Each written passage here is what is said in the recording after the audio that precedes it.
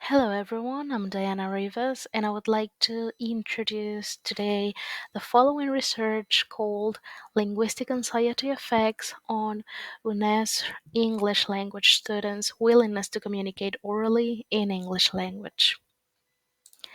This following study aims at investigating the correlation between foreign language classroom anxiety and a willingness to communicate orally in the English language of Venezuelan EFL students. In order to achieve this purpose, we will focus on the Universidad Nacional Experimental Simón Rodríguez and its Education in English Language bachelor's degree, analyzing the students who currently take the subject phonetics and phonology. These students will participate in a data collection process in which the Foreign Language Classroom Anxiety Scale, developed by Harwitz 1986, and the Willingness to Communicate Scale by McClontyre 2001 will be applied. The resulting data of this study will be analyzed and correlated through Pearson's correlation analysis. We know that many issues could arise while trying to help someone to acquire English language. And among all of those issues, linguistic anxiety is being mentioned a lot lately.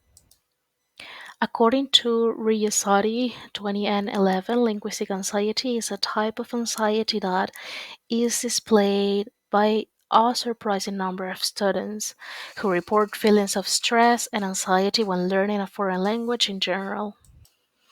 And we, of course, could think about all of the possible situations, all of the possible issues that could arise from linguistic anxiety within the classroom and that could negatively impact the students' English language learning. Yet, what actually calls my attention a lot is that, according to Harwitz and Cope, 1986, a student may have a tendency to anxiety, which is called trait anxiety, but they can also experience anxiety in particular situations, although it's not usually a part of their normal personality. And this would be called situational anxiety. So we could think that, well, we may have a student who has anxiety, and of course, it's part of his or her personality, and yeah, it's an individual case. Yet, as those two authors are suggesting, there are types of anxiety, and trait anxiety is something that, of course, could be studied individually. But according to this, we have situational anxiety. So this means that we could have the student that this is the typical extroverted student everywhere. But when it comes to English classroom, we notice that he is behaving differently. He's not willing to communicate as he always is, and he obviously start developing this situational anxiety, even though he's normally extroverted.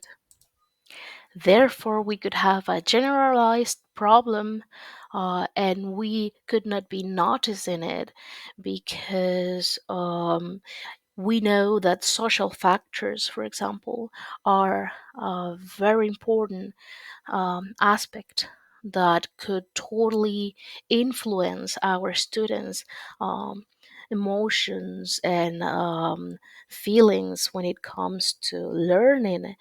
um, Yet, that could be something that, of course, could vary from one student to another. Yet, this anxiety that could be situational could be affecting a generalized group of students, and we are having a big problem happening without actually even noticing it. And of course, one of the skills that are known to be more affected by anxiety is the oral skill. So, as stated by McIntyre and Gardner, 1994, well, they mentioned that a willingness to communicate, for example, refers to a student's disposition to participate in a discourse at a specific time with a particular people by using a foreign language, given the choice. It is then worthy to mention that a higher willingness to communicate displayed by learners means more opportunities to practice in foreign language um, scenarios, and also promotes an authentic foreign language usage. And of course, these two are related, and or seem to be related according to these authors and their studies. um, we could notice that this situation could be impacting directly in an important matter, which is the willingness to communicate. Our students actually voluntary need to communicate or decision to communicate. And many studies have shown that when the student is not willing to communicate, there may be this linguistic anxiety situation underlying there. For example, according to Phillips, 1992, he investigated that the correlation between linguistic anxiety and oral performance. And he found that the more anxiety shown by the student, then the lower their oral performance was. Yet, within the context in which the following research will be taking place, no study has taken place at all, no studying has been done at all regarding this important matter. And this is why we're interested in doing this research there. In our context, which is the bachelor's degree on education in English language offered by the Universidad Nacional Experimental Simón Rodríguez, which is located in Caracas, Palo Verde. The general objective of this bachelor's degree is to contribute to the development of English teachers with an advanced level of competence in English language, as well as the mastery of this language as a means of communication and consolidation of knowledge about English phonetics and phonology as a way of identifying and correcting possible pronunciation errors of the Spanish speakers. This is by Uneser, 1984. So we notice how the main objective is highlighted phonetics and phonology and its importance for this bachelor. Therefore, we think we have chosen one, or actually the most important subject of the whole career, which is phonetics and phonology, to carry out this study, because we know the crucial importance of the willingness to communicate, to participate, to speak English, basically, in this subject.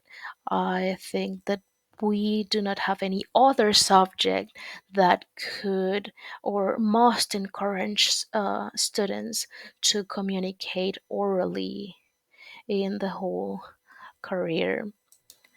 And this is why our objectives are the following. The first one, the general objective, is evaluate the relation between the phonetics and phonology UNER's students' level of foreign language anxiety and their willingness to communicate orally in English language.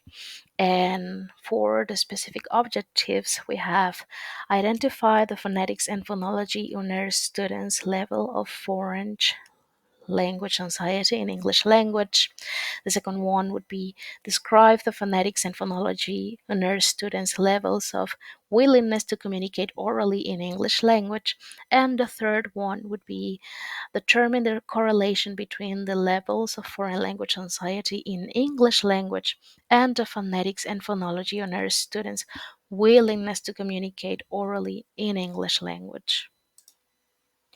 We are looking forward to carry out this analysis, and we are exceedingly excited because we know that this is something that hasn't been done within this context, and at the same time, it's not something that is widely done within our country. And we, of course, hope that this research could contribute to give some insights about this important topic, linguistic anxiety, and its effects in oral communication in English language. And we hope, of course, that more researchers feel motivated to do research among this area as well. Here are our references. And thank you for listening. And of course, waiting for your questions and your comments with pleasure. Have a nice day.